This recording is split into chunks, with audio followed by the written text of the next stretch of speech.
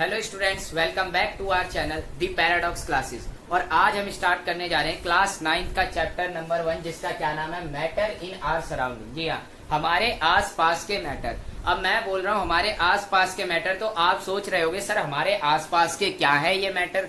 तो देखो बच्चा, मैटर क्या होता है। मैटर पता है, आप अपने आसपास जितनी भी चीजें देखोगे, आप अपने आसपास जितनी भी चीजें देख पा रहे हो, वो सारी की सारी चीजें क्या है, मैटर है। वो सारी की सारी चीजें क्या है, मैटर। चाहे पेन हो, चाहे टेबल हो, चाहे कॉपी हो, चाहे पेन हो, कोई सी भी चीज हो, वो सारी चीजें क्या है, मैटर। तो अब आप मेरे से ये पूछो सर इसकी डेफिनेशन तो दे दो, सर इसको अच्छे से डिफाइन तो कर दो। देखो तो मैटर होता क्या है, देखो एवरीथिंग इन यूनिवर्स यानी यूनिवर्स के अंदर जितनी भी चीजें हैं, यूनिवर्स के अंदर जितनी भी चीजें हैं, और जिन चीजों ने क्या ऑक्यूपाई कर रखा हो, स्पेस, जिनका अपना कोई ना कोई क्या हो, स्पेस हो, और जिनका अपना कोई ना कोई क्या हो, मास हो, वो सारी की सारी चीजें हमारी क्या कहलाएंगी, मैटर। तो मैटर वो सारी चीजें होती है जिनके पास क्या हो, कोई ना कोई स्पेस हो, और जिनका अपना कोई ना कोई मास हो, वो सारी चीजें क्या कहलाती हैं, मैटर। तो इसीलिए हम कहते हैं everything in universe which occupies space and have mass is called matter. तो इसीलिए कहा जाता है, आप कोई भी ऐसी चीज अंदाजा नहीं लगा सकते हो, आप कोई भी चीज ऐसी अंदाजा नहीं लगा सकते जिसने कोई स्पेस ना घेरा हो और जिसका कोई मास ना हो। अगर उसका स्पेस और मास नहीं होगा तो वो चीज मैटर नहीं होगी। अगर वो चीज मैटर नहीं होगी तो वो चीज एग्जिस्ट ही नहीं करेगी। तो आई होप ये मैटर तो आपको समझ आ गया होगा। ये मैटर होता क्या है, ये मैटर आखिर होता क्या है। अगर बेटा मैटर समझ आ गया ना क्या होता है, तो अब ये जान लो ये मैटर किससे मिलकर बना रहता है। तो अगर मैं मैटर के बनने की बात करूं, तो जो हमारा मैटर होता है ना, matter is made up of क्या, वेरी टाइनी पार्टिकल। किससे मिलकर बने रहते हैं, वेरी टाइनी पार्टिकल, यानी बहुत छोटे छोटे पार्टिकल होते हैं। कम से कम ये समझ लो इतने छोटे या इससे भी बहुत छोटे छोटे पार्टिकल्स होते हैं। उन पार्टिकल से मिलकर ही क्या बनता है हमारा मैटर। उन पार्टिकल से मिलकर ही क्या बनता है हमारा मैटर। अब आप ये सोच रहे होगे सर ये पार्टिकल कितने छोटे होते हैं। तो बच्चा ये पार्टिकल इतने छोटे आप इमेजिन भी नहीं कर सकते। अगर आपने इमेजिन करा ना एक रेत के कण के जितना ना, ये उससे भी छोटा होता है। अगर आपने इमेजिन करा एक एटम के जितना, तो ये एटम से भी छोटा होता है। मतलब ये इतना छोटा होता है आप इमेजिन भी नहीं कर सकते। तो ये होता है हमारा मैटर। और मैटर किससे मिलकर बना रहता है, टाइनी पार्टिकल से। मैटर होता क्या है, वो सारी चीजें जिनका अपना कोई ना कोई मास हो और जिनका अपना कोई ना कोई स्पेस उन्होंने घेर रखा हो। ठीक है, आई होप यहाँ तक आपको मैटर के बारे में समझ आ गया होगा। ठीक है, तो चलिए हम मूव करते हैं अपने अगले टॉपिक पर। और हमारा अगला टॉपिक क्या है, कैरेक्टरिस्टिक्स ऑफ पार्टिकल। जिनसे मिलकर ये मैटर बना है, जिन पार्टिकल से मिलकर ये मैटर बना है, उनकी विशेषता क्या है, उनकी कैरेक्टरिस्टिक्स क्या है। तो आइए जानते हैं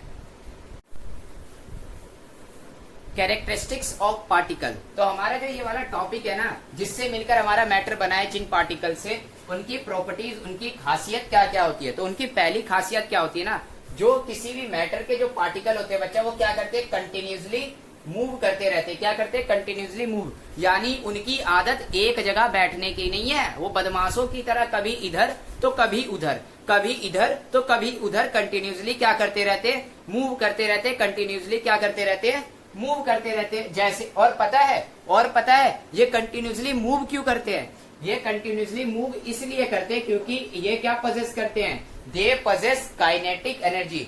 देखो जितने भी ऑब्जेक्ट क्या करे, कंटिन्यूसली मूव करे या फिर मोशन में रहे या फिर मूव करे या चलते रहे, तो उनके अंदर एक एनर्जी रहती है उस टाइम पे। उस एनर्जी को हम लोग क्या बोलते हैं, उस एनर्जी को हम लोग बोलते हैं काइनेटिक एनर्जी। कौन सी एनर्जी बोलते हैं, काइनेटिक एनर्जी। और ये काइनेटिक एनर्जी क्या करती है, उनको मोशन में रखती है, मूव करवाती रहती है। तो जो पार्टिकल्स ऑफ मैटर रहते हैं ना, उनके अंदर भी क्या रहती है, काइनेटिक एनर्जी, जिनकी वजह से वो कंटिन्यूसली क्या करता रहता है, मूव करता रहता है। कंटिन्यूसली क्या करता रहता है, मूव। और एक बात और बता दूं, अगर आपने टेम्परेचर बढ़ा दिया, अगर मान लो कोई ऑब्जेक्ट है, मान लो पानी है, अब पानी को आपने गर्म करने के लिए रखा। अभी उसके पार्टिकल मूव कैसे कर रहे थे, धीरे धीरे कर रहे थे। लेकिन आपने जैसी टेम्परेचर बढ़ा दिया, तो जो उसके पार्टिकल होंगे वो भी और तेजी से क्या करने लग जाएंगे, मूव करने लग जाएंगे वाटर के। पता है क्यों? टेम्परेचर बढ़ने से काइनेटिक एनर्जी भी क्या हो जाती है, बढ़ जाती है। टेम्परेचर बढ़ने से काइनेटिक एनर्जी भी क्या हो जाती है, बढ़ जाती है। इसके इस प्रॉपर्टी से रिलेटेड, इस कैरेक्टरिस्टिक से रिलेटेड एक क्वेश्चन पूछा जाता है हर बार। और पता है वो क्वेश्चन क्या है? क्वेश्चन ये पूछा जाता है कि बच्चा एक बात बताओ, गर्म खाने की खुशबू हमारी नाक तक इतनी जल्दी क्यों पहुंच जाती है, वहीं अगर ठंडा खाना हो या बासी खाना हो उसकी खुशबू हमारे पास तक नहीं पहुंचती? बताओ क्यों?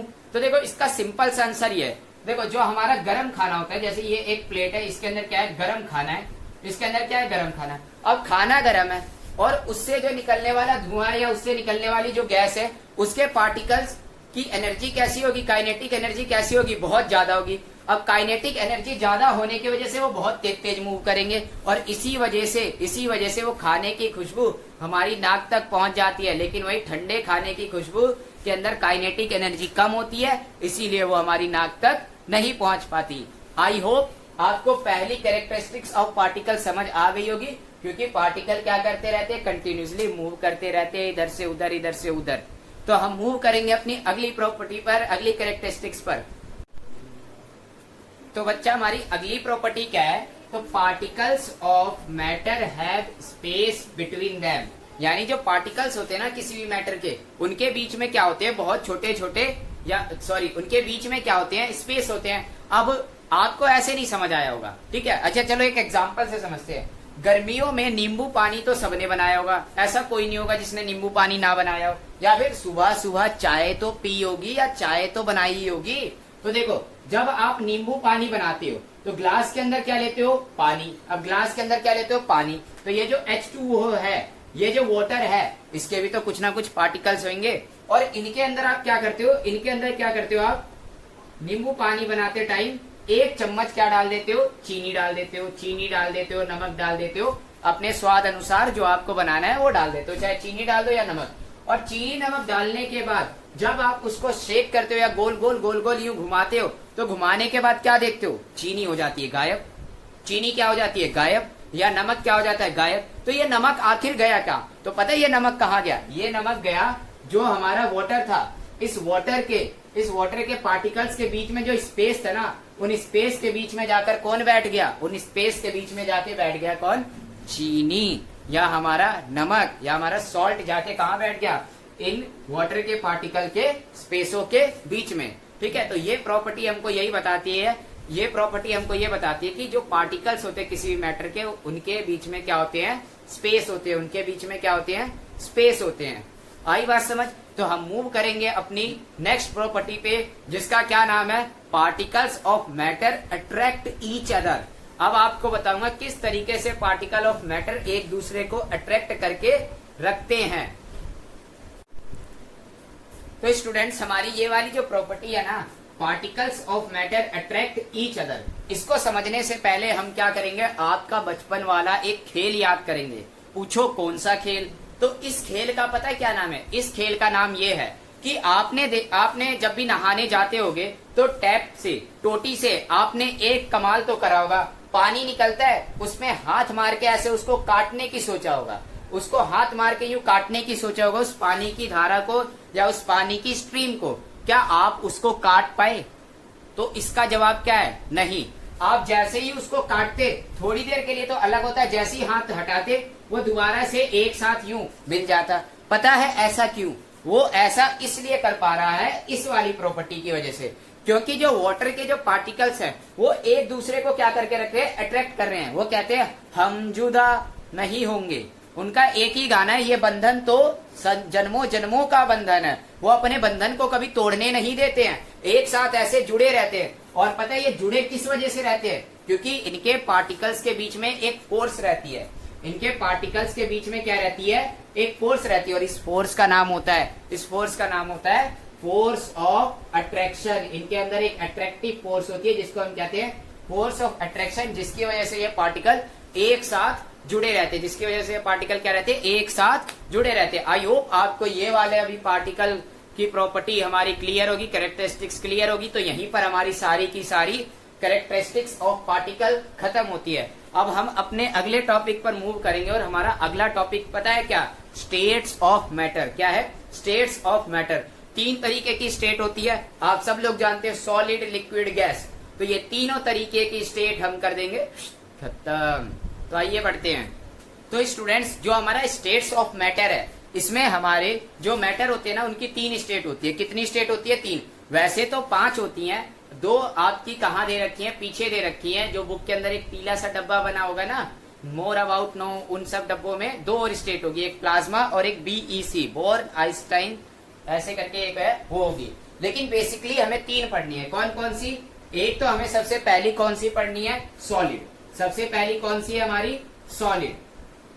और दूसरी कौन सी है हमारी? लिक्विड। दूसरी कौन सी है? लिक्विड। और तीसरी कौन सी है हमारी? गैसेस। तीसरी कौन सी है हमारी? गैस, या फिर जिसे हम गैसेस लिख देते, गैस लिख देते हैं, ठीक है, गैसेस। ठीक है, तो ये 3 स्टेट्स ऑफ मैटर हमें पढ़नी है, सॉलिड, लिक्विड और गैस। ये 3 क्या होती हैं, इनकी प्रॉपर्टीज क्या होती हैं, इनके कुछ एक्सेप्शनल केसेस होते हैं, ये सारे के सारे हम डिस्कस करने जा रहे हैं। तो आइए डिस्कस करते हैं सबसे पहली को। और सबसे पहला हमारा क्या है? सॉलिड। तो सॉलिड आखिर क्या होता है? आप अपने घर में लकड़ी देखी होगी, आपने वुड देखी होगी, लकड़ी देखा होगा, दरवाजा देखा होगा, या फिर कोई फ्रिज देखा होगा, या सिलेंडर देखा होगा। इन सब चीजों को जब आपने देखा, इनको जब आप ऐसे करिए पंच करोगे या हल्का सा हिट करोगे, तो ये जल्दी से दबते नहीं है, या ये अपनी शेप को चेंज नहीं करते हैं, ये जैसे रहते हैं वैसे। और ये टच करने में काफी ठोस लगते हैं, काफी हार्ड लगते हैं। तो यही सारे हमारे क्या है? सॉलिड। ये वुड हो गया, ये पेन हो गया, ये मेरा ये मार्कर हो गया, ये सिलेंडर हो गया, ठीक है, और ये सामने जो बोर्ड है, ये सारी चीजें क्या है हमारी? सॉलिड। इनको पता है सॉलिड क्यों कहते हैं? क्योंकि इनके जो पार्टिकल्स होते हैं, क्या इनके जो पार्टिकल्स होते हैं, इनके पार्टिकल्स एक दूसरे के साथ एकदम अच्छे से क्या रहते हैं? पैक्ड टुगेदर, यानी एक साथ अच्छे से क्या रहते हैं? पैक्ड। इनके बीच में फोर्स ऑफ अट्रैक्शन क्या रहती है? जो हमारी फोर्स ऑफ अट्रैक्शन मैंने बताई थी ना, फोर्स ऑफ अट्रैक्शन, ये फोर्स ऑफ अट्रैक्शन सॉलिड के अंदर क्या रहती है? बहुत ज्यादा रहती है। कैसी रहती है? बहुत ज्यादा। इसी वजह से ये काफी हार्ड रहते हैं। क्या रहते हैं? काफी हार्ड और रिज्ड रहते हैं, ठीक है। और इनकी खास बात बता दूं तो ये फ्लो नहीं करते। क्या सिलेंडर आपका पानी की तरह यूं तैरता है? नहीं तैरता। क्यों? क्योंकि वो क्या है? सॉलिड। क्योंकि वो क्या है? सॉलिड। अच्छा, एक बात बताना, आप अगर एक लकड़ी का पीस लो और उस लकड़ी के पीस को क्या करो? उसकी शेप को चेंज करने की सोचो। क्या सोचो? उसकी शेप को चेंज करने की। जैसे ही आप उसकी यूं करके यूं शेप चेंज करते हो, तो वो चेंज होने की बजाय क्या हो जाता है? ब्रेक हो जाता है, टूट जाता है। क्यों? क्योंकि सॉलिड की अपनी एक डेफिनेट शेप होती है, उनका अपना एक फिक्स वॉल्यूम होता है। तो ये सारी इसकी प्रॉपर्टीज है। और एक और खास बात, उनकी अपनी एक फिक्स्ड बाउंड्री रहती है। उनकी अपनी क्या रहती है? फिक्स्ड बाउंड्री रहती है। तो आई होप ये वाली बात आपको समझ आई होगी। सॉलिड क्या होता है ये पता चल गया होगा। सॉलिड क्या होते हैं? ऐसे जिनके बीच में फोर्स ऑफ, जिनके पार्टिकल्स के बीच में फोर्स ऑफ अट्रैक्शन क्या रहती है? बहुत ज्यादा। फोर्स ऑफ अट्रैक्शन क्या रहती है? बहुत ज्यादा। और दूसरी क्या? इनका शेप कभी भी चेंज नहीं कर सकते हम, इनका साइज भी चेंज नहीं कर सकते कोई भी अपना फोर्स वगैरह लगा के। और दूसरा, ये कंप्रेसिबल, जो हम कहते हैं ना कंप्रेसिबिलिटी, तो ये कंप्रेसिबल नहीं होते। अगर आप इनको यू कंप्रेस करने की सोचो तो ये कंप्रेस नहीं होंगे। तो ये था हमारे सॉलिड के बारे में कुछ छोटी मोटी जानकारी। और सॉलिड का क्या होता है? फिक्स वॉल्यूम भी होता है। क्या होता है? फिक्स वॉल्यूम भी होता है। अगर 1 किलो का कोई डब्बा है तो उसके अंदर 1 ही किलो चीज आएगी, 10 किलो नहीं आ जाएगी। क्यों? क्योंकि फिक्स क्या है? वॉल्यूम है। तो आई होप ये वाली बात समझ आ गई होगी। तो स्टूडेंट्स, अब हमने स्टेट्स ऑफ मैटर में ये जो सॉलिड देखा, इस सॉलिड की पता है कुछ एक्सेप्शनल केसेस भी होते हैं। एक्सेप्शनल कैसे? यानी सारे तो एक जैसे, लेकिन उनमें से एक क्या अलग। अब देखो, जैसे मेरे हाथ में ये रबर बैंड है। क्या है ये रबर बैंड? अब ये रबर बैंड क्या होता है? हमारा सॉलिड होता है। इसको कैटेगरी में गिना जाता है सॉलिड की। लेकिन आपने देखा होगा, इस रबर बैंड को हम लोग जैसे ही स्ट्रेच करते हैं, जैसे ही स्ट्रेच करते हैं, तो इसकी शेप क्या हो जाती है? चेंज। इसकी शेप क्या हो जाती है? चेंज। क्या ये फिर सॉलिड नहीं रहा? नहीं, ये तब भी सॉलिड है। इसलिए क्योंकि जैसे ही हम इस पे से फोर्स को हटाएंगे, जैसे ही हम इस पे से फोर्स को हटाएंगे, ये वापस अपनी वही शेप ले लेगा। इसी तरीके से आपने स्पॉन्ज देखी होगी, स्पॉन्ज जो वो फोम टाइप में होती है, उसको जब आप यूं दबाते हो, जब आप उसको यूं दबाते हो तो वो कंप्रेस हो जाती है। वो अपनी शेप को चेंज करती है, वो कंप्रेस हो जाती है, उसके अंदर एयर भर जाती है, उसके जो छोटे छोटे पोर्स होते हैं, तो क्या वो सॉलिड नहीं है? अगर वो कंप्रेस हो रही है वो सॉलिड है। लेकिन ये सॉलिड के कुछ एक्सेप्शनल केसेस है। और पता है सॉलिड का सबसे बड़ा एक्सेप्शनल केसेस क्या है? शुगर। क्या है? शुगर। आपने शुगर या सॉल्ट देखा होगा। आप अभी मैंने आपको बताया कि भाई सॉलिड का क्या रहता है? एक फिक्स शेप रहती है। क्या रहती है? एक फिक्स शेप, यानी कि अगर वो ऐसे इस शेप में है तो इसी शेप में रहेगा। लेकिन जो हमारी शुगर होती है, शुगर भी क्या होती है? सॉलिड। लेकिन अगर मैं शुगर को अगर मैं एक जग के अंदर डालूं तो जग की शेप ले लेगी। अगर मैं उसको बड़े से सिलेंड्रिकल शेप में डालूं तो सिलेंड्रिकल शेप, यानी जिस तरीके के वेसल में डालूंगा वो उसी तरीके के वेसल की क्या ले लेगी? शेप। तो इसका मतलब क्या वो सॉलिड नहीं है? वो बेटा सॉलिड है, वो सॉलिड है। अब देखो, अगर आप एक क्रिस्टल निकालो, क्या निकालो? मैं क्या कह रहा हूं? अगर आप शुगर का एक क्रिस्टल निकालो और उस एक क्रिस्टल को अगर आप किसी भी बर्तन में डालते हो, किसी भी वेसल में डालते हो, तो वो उसकी शेप चेंज नहीं करेगा, वो एक सॉलिड तो वैसे ही रहेगा। लेकिन जब हम कई सारे ऐसे ही क्रिस्टल डालते हैं तो जो वेसल रहता है उसी वेसल की क्या ले लेता है? शेप ले लेता है। तो ये सॉलिड के कुछ एक्सेप्शनल केसेस थे। सॉलिड का पंगा आपको एकदम क्लियर हो गया होगा। तो आइए मूव करते हैं हम अपने नेक्स्ट किस पर?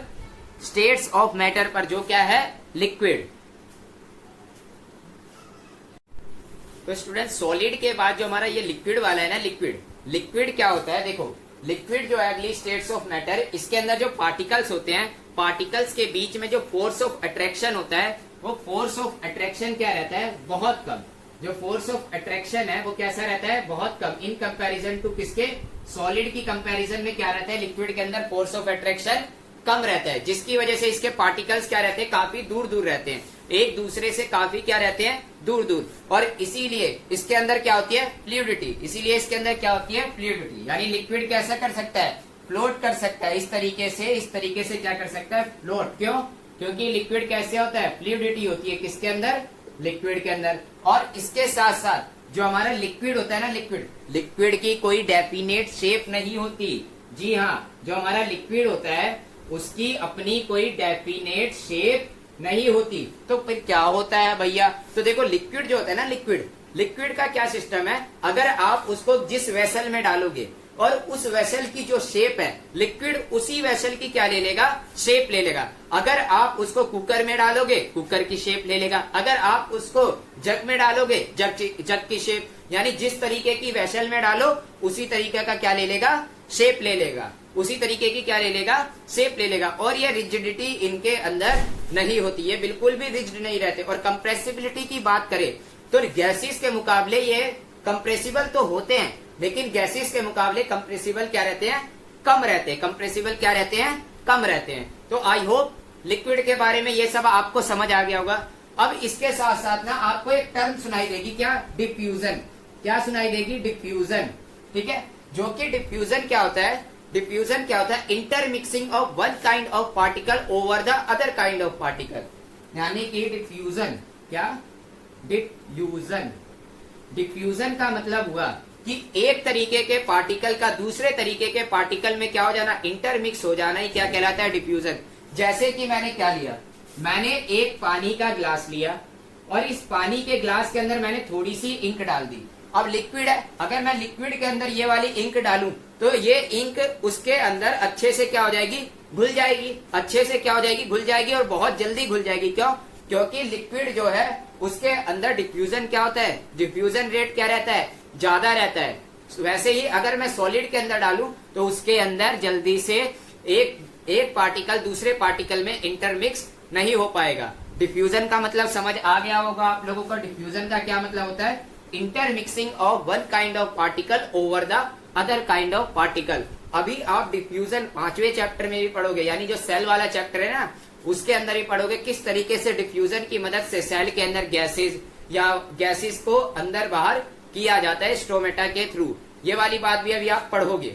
ठीक है, तो आई होप सॉलिड के बारे में आपको सॉरी गुस्ताखी माफ, लिक्विड के बारे में आप लोगों को पता चल गया होगा। तो आइए मूव करते हैं हम अपने नेक्स्ट स्टेट्स ऑफ मैटर पे, जिसका क्या नाम है? मैटर की जो अगली स्टेट है, तो जो हमारी मैटर की अगली स्टेट है कौन सी वाली? गैसियस स्टेट है। इसकी पता है क्या खासियत है? गैसियस के अंदर फोर्स ऑफ अट्रैक्शन एकदम ना के बराबर, यानी कि होता ही नहीं है। फोर्स ऑफ अट्रैक्शन तो होता ही नहीं है, इसीलिए इसके पार्टिकल्स क्या रहते हैं, freely to move in any direction, यानी इसके पार्टिकल्स के पास ये आजादी रहती है, चाहे बेटा तुम यहाँ रहो चाहे इलाहाबाद रहो, तुम्हें जहां रहना है तुम वहां रहो। यानी एक पार्टिकल यहाँ तो एक पार्टिकल यहाँ, एक पार्टिकल यहाँ तो एक पार्टिकल यहाँ, यानी इसके पार्टिकल्स फ्रीली मूव करते हैं और किसी भी डायरेक्शन में करते हैं। कोई एक डायरेक्शन नहीं दे रखी कि इस तरफ जाओ या इस तरफ, जहां मन करेगा हम तो वहीं जाएंगे।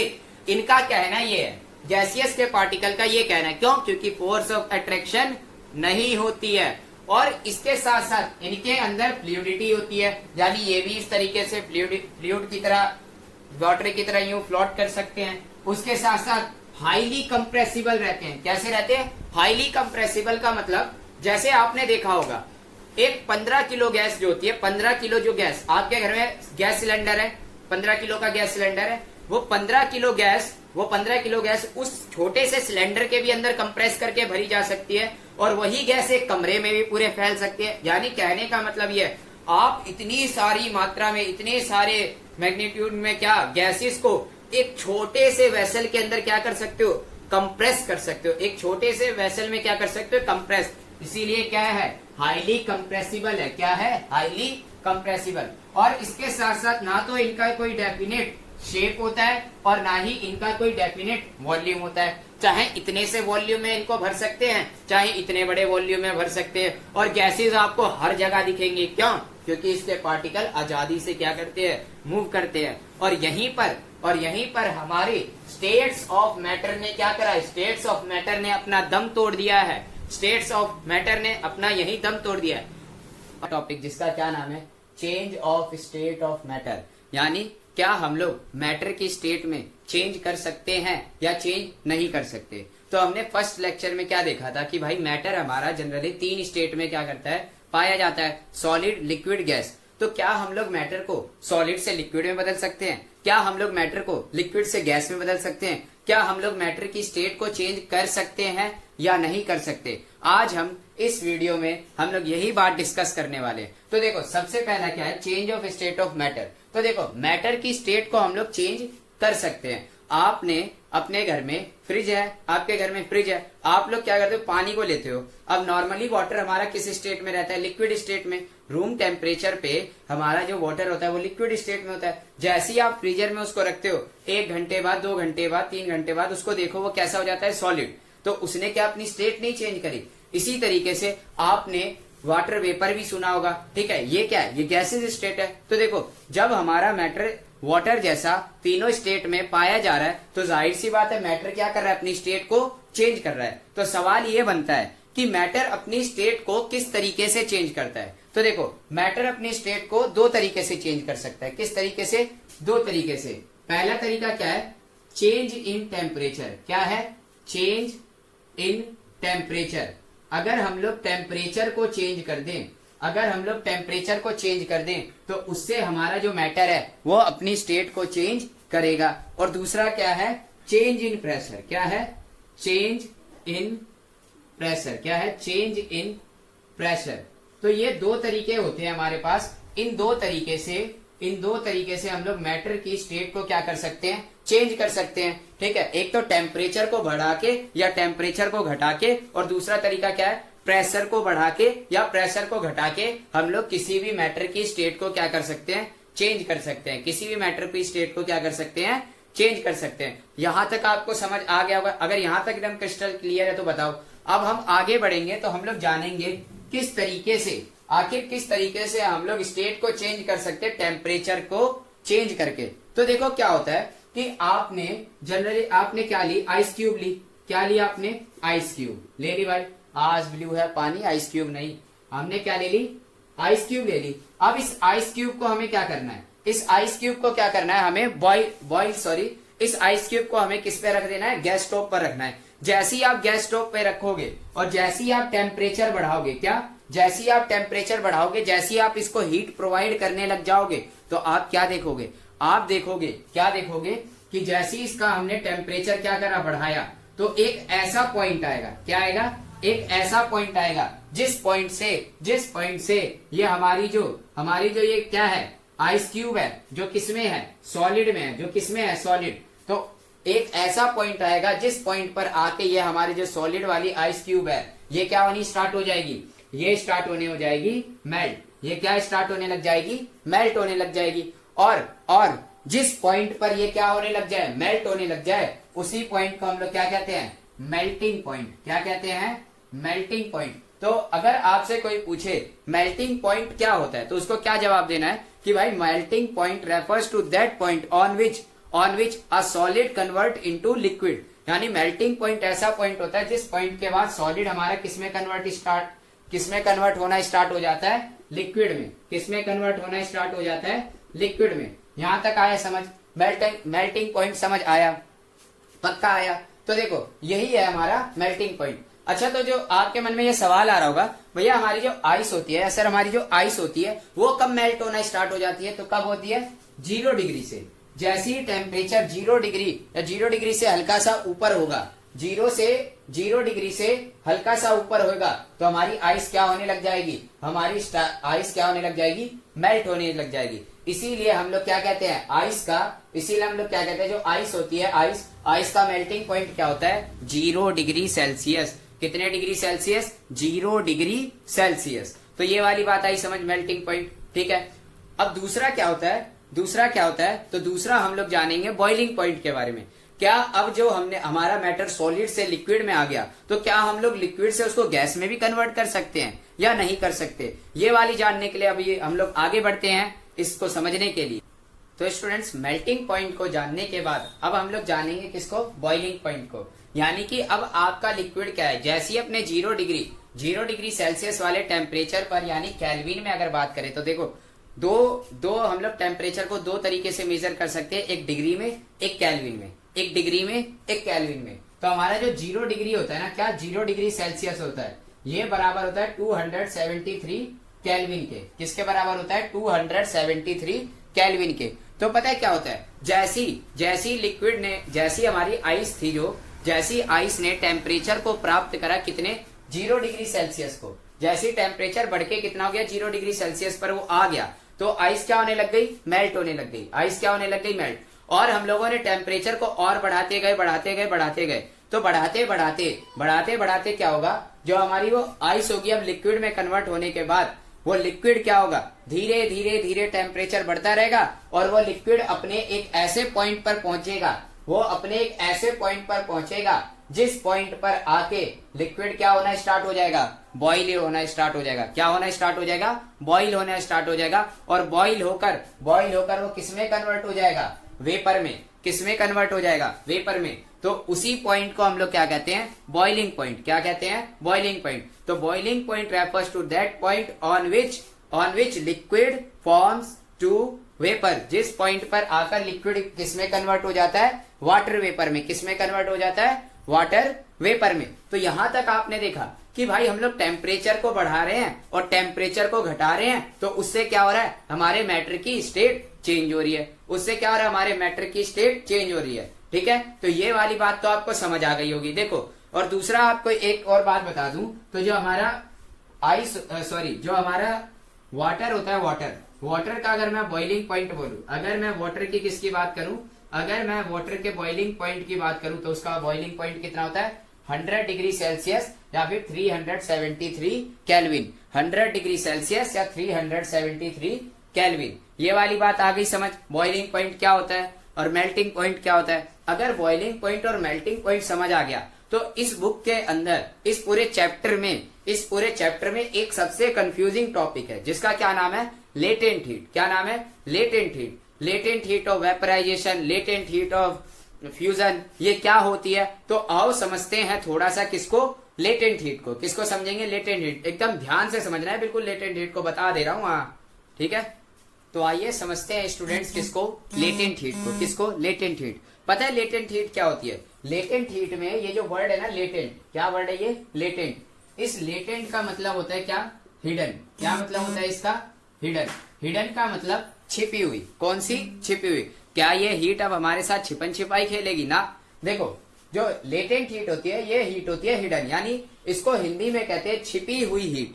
कौन सी हीट? छिपी हुई हीट। यानी होता क्या है, अब आपको बुक्स में दिया होगा क्या कि भाई एक होता है लेटेंट हीट ऑफ फ्यूजन और एक होता है लेटेंट हीट ऑफ वेपराइजेशन, और जिसकी डेफिनेशन में आपको क्या दिया होगा, the amount of heat required to convert 1 kg of solid to its liquid state. यानी कहने का मतलब ये कि जितने मतलब 1 kg सॉलिड को लिक्विड में कन्वर्ट करने के लिए जो हमें हीट चाहिए, जो हीट की रिक्वायर्ड है, वही क्या होती है हमारी लेटेंट हीट ऑफ फ्यूजन। लेकिन आपको इस तरीके से समझ नहीं आया होगा, मैं जानता हूं, तो इसीलिए मैं आपको अलग थोड़ा और डीप में बताता हूं। देखो लेटेंट हीट हमने देखा क्या होती है, छिपी हुई हीट। अब लेटेंट हीट ऑफ फ्यूजन का क्या मतलब हुआ कि भाई वो हीट जो हमें किसमें, सॉलिड से किसमें कन्वर्ट करके दे, सॉलिड से किसमें कन्वर्ट करके दे, लिक्विड में। तो देखो लेटेंट हीट के अंदर पता है क्या होता है कि टेम्परेचर बढ़ता जाता है। क्या होगा, टेम्परेचर आप बढ़ाते जाओगे। यानी आइस लिया आपने,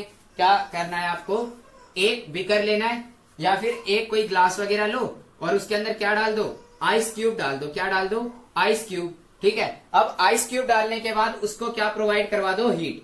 नीचे से क्या प्रोवाइड करवा दो, हीट। अब देखो हीट तो आप कंटिन्यूसली देते जा रहे हो, देते जा रहे हो, देते जा रहे हो, हीट तो आप लगातार दे रहे हो। अब ऐसा तो है नहीं आपने जाके बंद कर दिया, ऐसा तो कुछ नहीं होगा। हीट तो आप कंटिन्यूसली देते जा रहे हो और टेम्परेचर भी क्या होते जाएगा, इसका बढ़ता जाएगा, बढ़ता जाएगा। लेकिन एक ऐसा पॉइंट आएगा, एक ऐसा पॉइंट आएगा जिस पॉइंट पर आके हीट तो कंटिन्यूसली जाती रहेगी लेकिन टेम्परेचर नहीं बढ़ेगा। टेम्परेचर कांस्टेंट का कांस्टेंट ही रहेगा। टेम्परेचर क्या रहेगा, कांस्टेंट का कांस्टेंट ही रहेगा। यानी कि अगर मैं इसको आपको ग्राफ के तरीके से समझाने की कोशिश करूं तो आओ देखो मैं ग्राफ बनाता हूं। एक बार ग्राफ से इसको समझने की कोशिश करते हैं, देखते हैं। अभी ग्राफ से देखते हैं।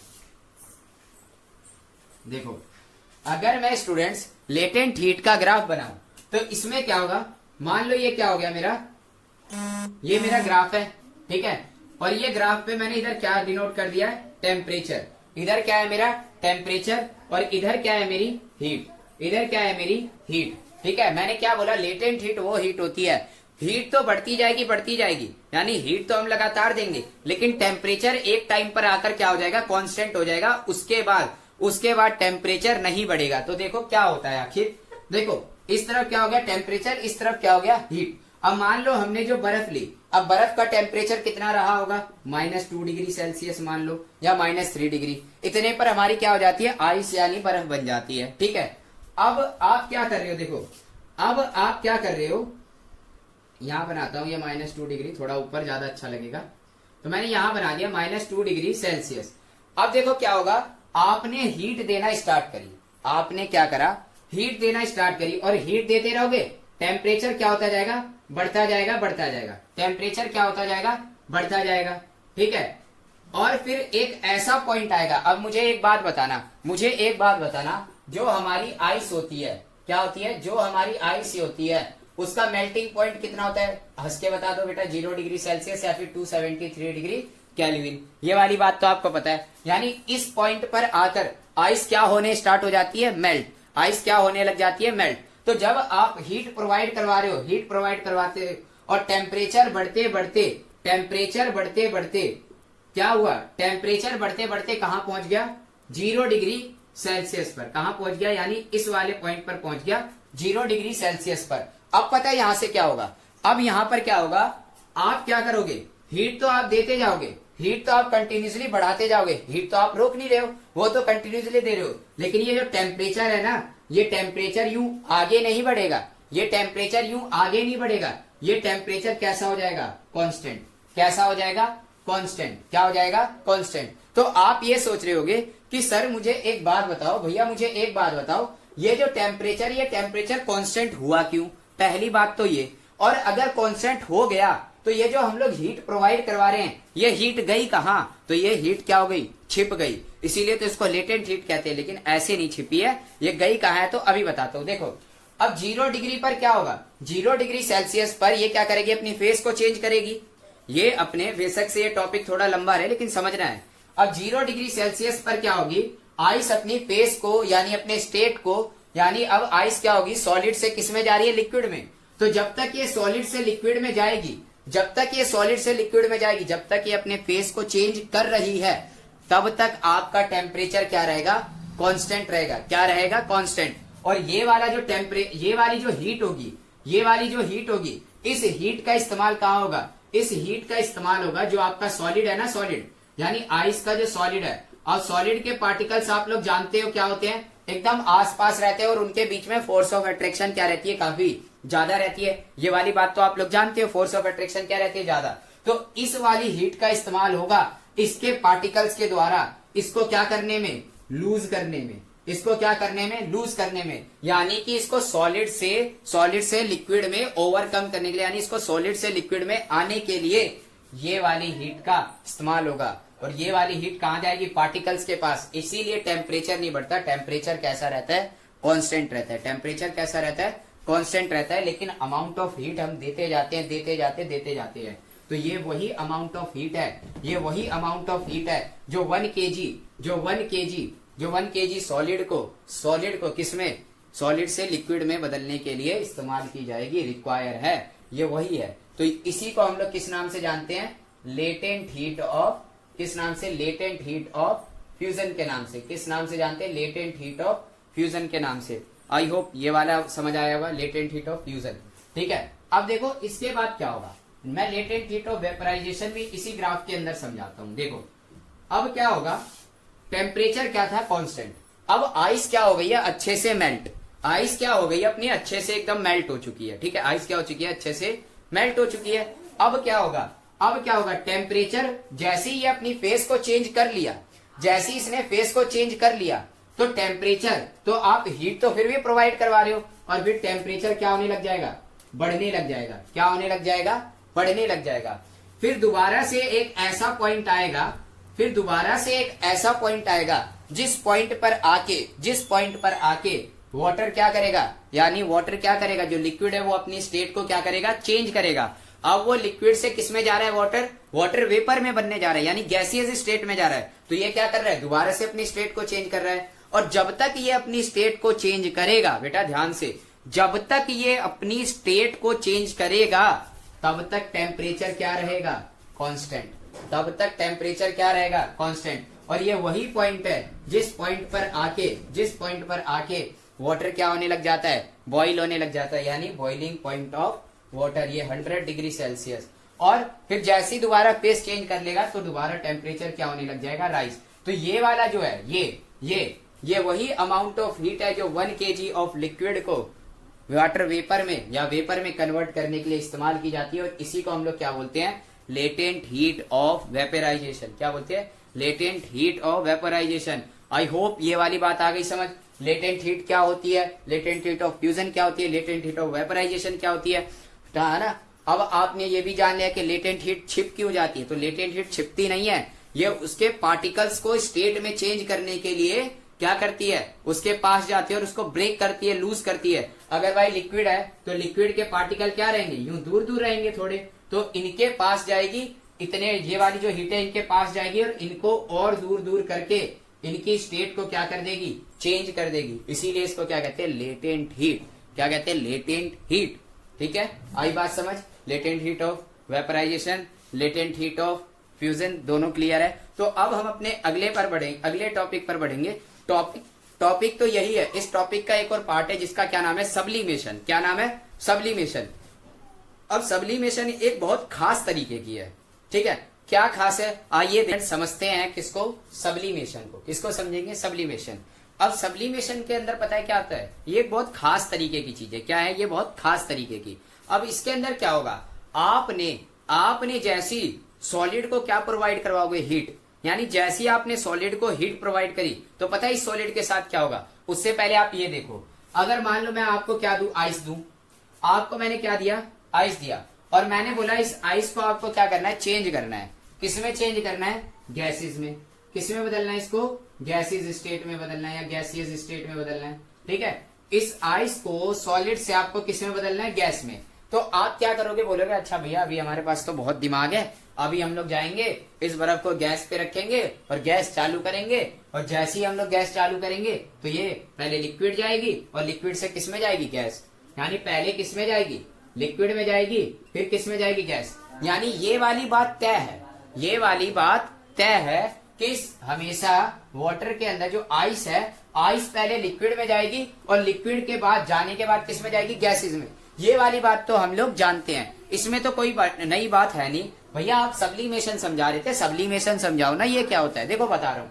अब सब्लिमेशन में क्या होगा, ये हमारे पास सॉलिड है, ये हमारे पास सॉलिड है, इसमें लिक्विड गायब हो जाएगा। क्या हो जाएगा, इसमें लिक्विड गायब हो जाएगा। यानी सॉलिड के अंदर जो सब्लिमेशन के अंदर जो हमारा मैटर है वो सॉलिड से डायरेक्ट किस में पहुंच जाता है, गैसेज में। यानी जब मैटर क्या हो, without change in liquid direct किस में पहुंच जाए, सॉलिड से गैस में, तो उसी को क्या बोलते हैं हम लोग, सब्लिमेशन। क्या बोलते हैं, सब्लिमेशन। या फिर गैसेज से डायरेक्ट किस में आ जाए, सॉलिड में। गैसेज से डायरेक्ट किस में आ जाए, सॉलिड में, तो उस प्रोसेस को क्या बोलते हैं हम लोग, सब्लिमेशन। देखो, the change of solid directly into vapour, यानी सॉलिड से डायरेक्ट किसमें कन्वर्ट हो जाना, वेपर में, on heating end of vapour into solid, और वेपर से डायरेक्ट सॉलिड में कन्वर्ट हो जाना किसमें, ऑन कूलिंग। क्या करते वक्त, कूल करते वक्त। आई बात समझ। यानी इसमें ये बीच वाला क्या हो जाएगा, गायब हो जाएगा। आओ एक बार चार्ट बना के एक बार हम लोग समझ लेते हैं पूरा कि ये किस तरीके से चेंज होता है। ठीक है, एक बार चार्ट बना लेते हैं। अब देखो स्टूडेंट्स, हम लोग इस चार्ट की मदद से कैसे समझेंगे। देखो, आप लोग जानते हो, अगर मेरे पास सॉलिड है और सॉलिड को अगर मैंने टेम्परेचर दिया तो ये मेल्ट होके किस में बदल जाएगा, लिक्विड में। मेल्ट होके किस में बदल जाएगा, लिक्विड में। तो इसको हम लोग क्या बोलते हैं, मेल्टिंग। इसको हम लोग क्या बोलते हैं, मेल्टिंग। और इसी तरीके से आप लिक्विड से इसको कूल करके दोबारा किस में बना सकते हो, सॉलिड में। इसको क्या बोलते हैं हम लोग, फ्रीजिंग। क्या बोलते हैं, फ्रीजिंग। फिर आप जानते हो, हम लोग टेम्परेचर को और बढ़ा के और इसको हम लोग बॉइल करके लिक्विड से किस में कन्वर्ट कर सकते हैं, लिक्विड से किस में कन्वर्ट कर सकते हैं, गैस में। यानी जब लिक्विड से गैस में जाएंगे टेम्परेचर को बढ़ा के, तो उसको क्या बोलेंगे हम लोग, बॉइलिंग। क्या बोलेंगे, बॉइलिंग, या फिर इवेपोरेशन, या फिर क्या कह सकते हैं, इसका एक और नाम है, क्या कह सकते हैं इसको हम लोग, इवेपोरेशन भी कह सकते हैं। ठीक है, अब क्या होगा उसके बाद देखो, सब्लिमेशन के अंदर मैंने क्या बताया भाई, इसके अंदर प्रोसेस यूं नहीं चलेगी, इसके अंदर क्या होगा, बिना लिक्विड में गए सब्लिमेशन के अंदर बिना लिक्विड में गए डायरेक्टली किस में चेंज हो जाना, सॉलिड से गैस में, और गैस से किस में चेंज हो जाना, सॉलिड में। आप इसका एग्जांपल जानते हो क्या, कपूर। अब देखो, जो कपूर होता है ना, अगर कपूर को मैं इसी तरह रख दूं तो कपूर 1 मिनट 2 मिनट बाद क्या हो जाएगा, 1 मिनट 2 मिनट बाद क्या हो जाएगा, डायरेक्टली सॉलिड से क्या हो जाएगा, गैस में डिसअपियर हो जाएगा, गायब हो जाएगा। थोड़ी देर में क्या हो जाएगा, गायब हो जाएगा। लिक्विड में चेंज नहीं होगा, डायरेक्टली क्या हो जाएगा, गायब। इसी तरीके से आपने देखा होगा नेफ्थिलीन की बॉल। क्या सुना होगा, नेफ्थिलीन की बॉल।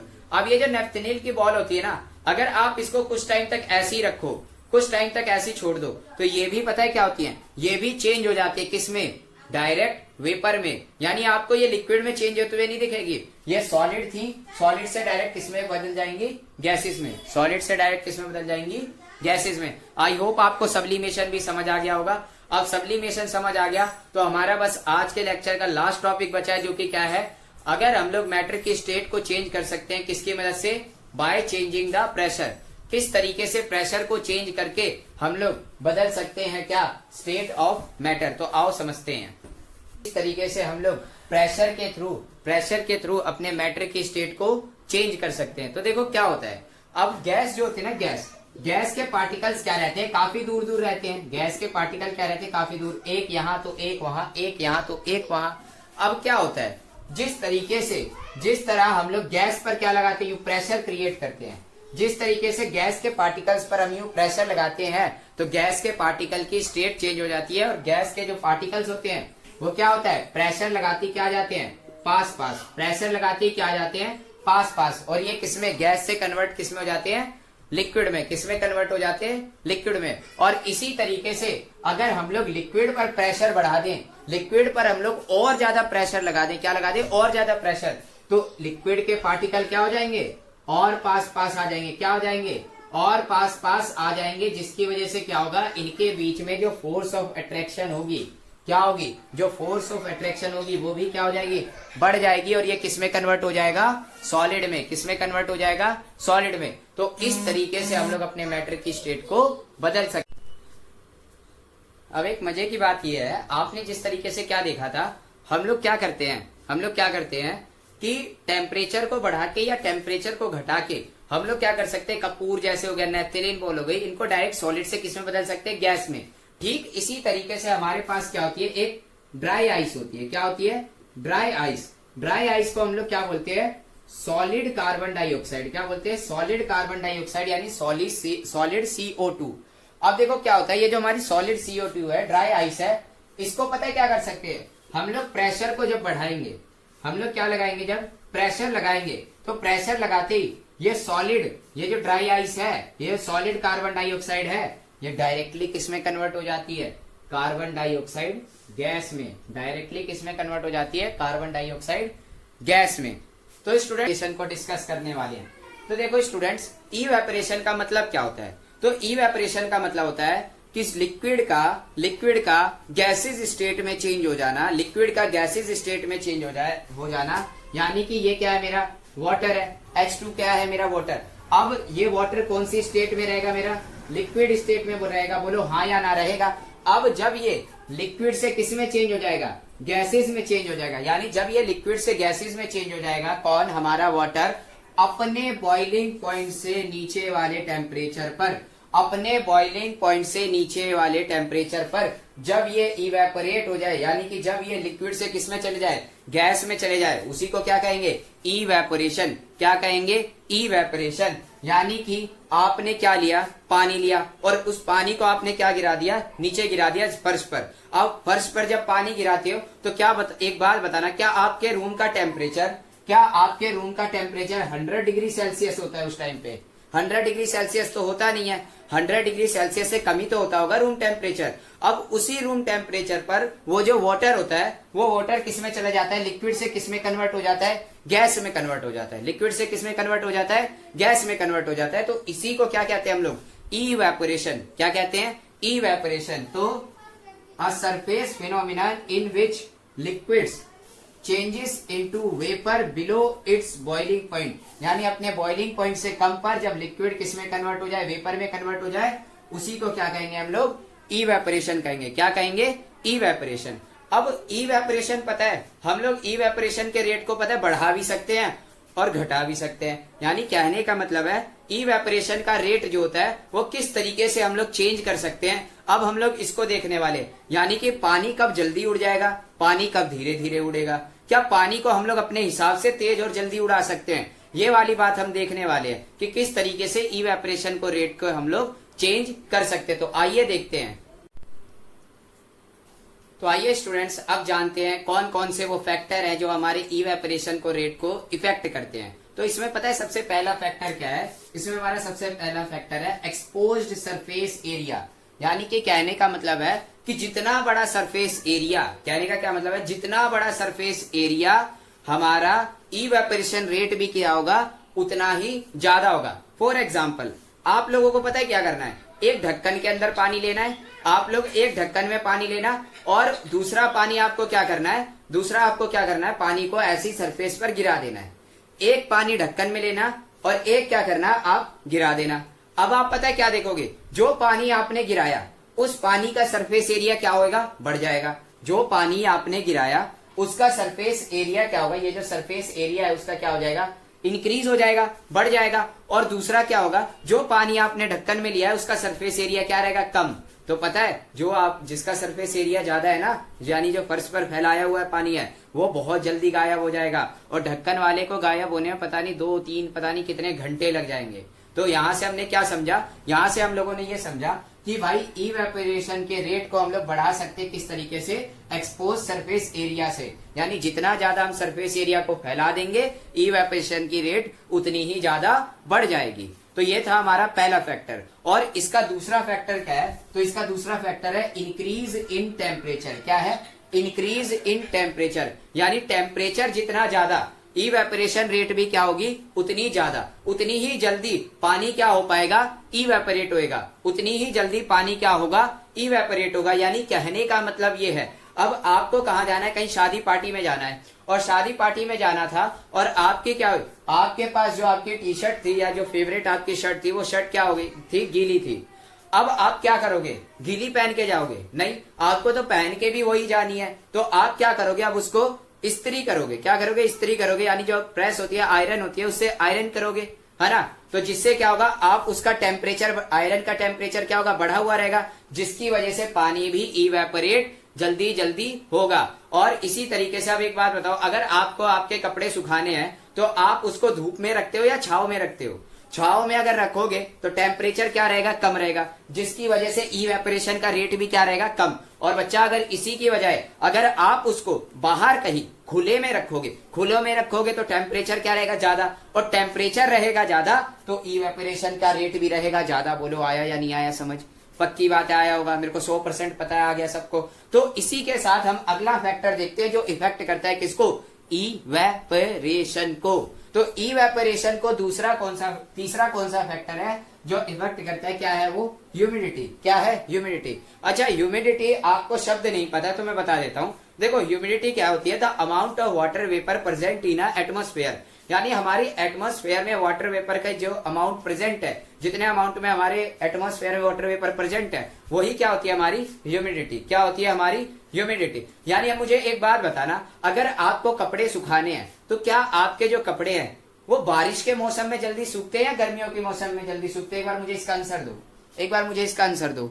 आपको सीरियस सी बात है भाई, समर में जल्दी सूखेंगे, बारिश में नहीं सूखेंगे। अब बारिश के मौसम में पता है जल्दी क्यों नहीं सूखते? अगर बारिश नहीं हो रही है तभी बेटा, मैं ये, मेरे कहने का मतलब ये नहीं है कि बारिश के मौसम से कि बारिश में आप कपड़े सुखा रहे हो ना, बारिश रुकी हुई है, आप सुखाने गए हो लेकिन कपड़े सूखेंगे नहीं जल्दी से। पूछो क्यों?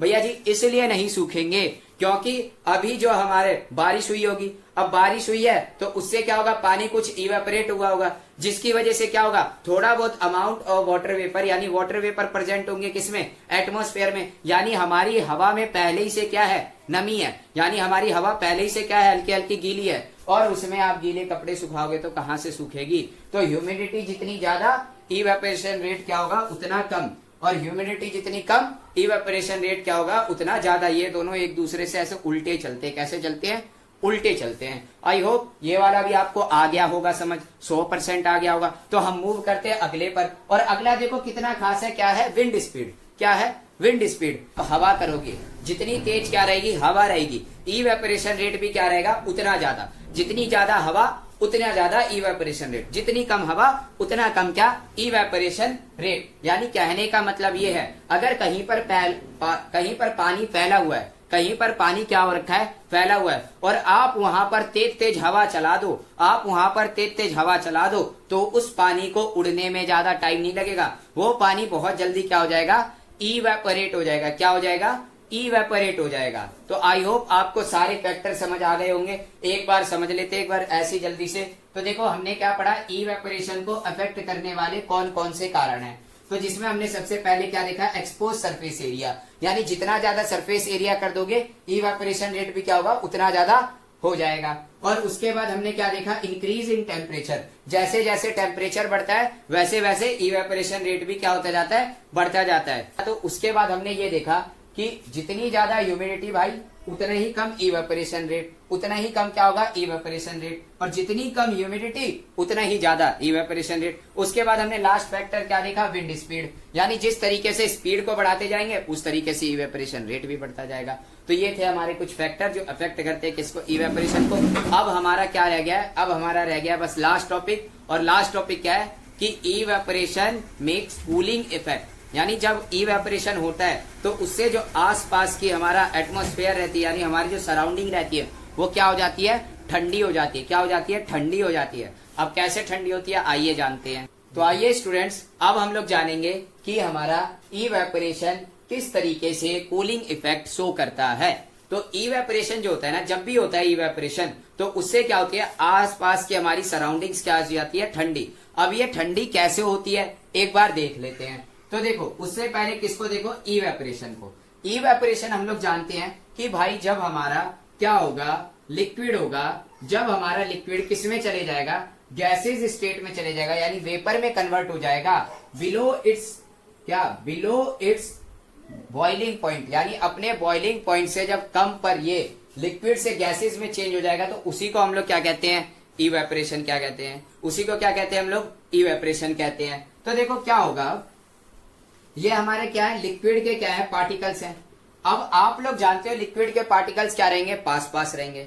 अब लिक्विड को किस में जाना है, गैस में जाना है। और गैसेस के पार्टिकल्स क्या रहते हैं, थोड़े दूर दूर रहते हैं। थोड़े कैसे रहते हैं, दूर दूर रहते हैं। यानी कि अब लिक्विड के जो पार्टिकल्स हैं, ये जो हमारा लिक्विड है, ये हमारे जो H2O वाला लिक्विड है, अब इसको अपने पार्टिकल्स को काफी अपने से दूर दूर करना पड़ेगा, तभी तो ये किस में जाएगा, गैसेस में जाएगा। तो अब जब ये अपने पार्टिकल्स को तोड़ेगा, जब ये अपने पार्टिकल्स के बीच की जो इसके अंदर फोर्स होगी, जब ये इस फोर्स से बाहर आने की सोचेगा, तो बाहर आने के लिए इसको किसकी जरूरत है, एनर्जी की। बाहर आने को इसकी किसकी जरूरत पड़ेगी, इसको एनर्जी की। भाई बिना एनर्जी के तो हम लोग नहीं चलते, तो बिना एनर्जी के ये पार्टिकल्स अपने फोर्स ऑफ अट्रैक्शन को तोड़ेंगे कैसे, तो ये अपने फोर्स ऑफ अट्रैक्शन को तोड़ेंगे किसकी वजह से, एनर्जी की वजह से। तो एनर्जी ये किसकी फॉर्म में लेते हैं, एनर्जी ये लेते हैं किसकी फॉर्म में, हीट की फॉर्म में। किसकी फॉर्म में लेते हैं, हीट की। और मैंने आपको पहले ही पढ़ाया था,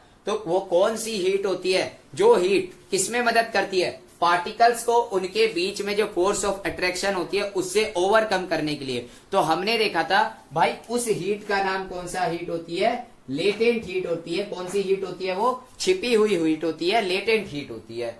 तो अब ये लेटेंट हीट क्या करेगी, इसको ब्रेक करेगी, इसके पार्टिकल्स के बीच की फोर्स ऑफ अट्रैक्शन को खत्म करेगी, और ये इसके बीच की फोर्स ऑफ अट्रैक्शन खत्म हो जाएगी, और फिर ये किसमें चेंज हो जाएगा, ये चेंज हो जाएगा हमारा किसमें, गैसेस में। किसमें चेंज हो जाएगा, गैसेस में। अब ये वाली बात तो आ गई समझ।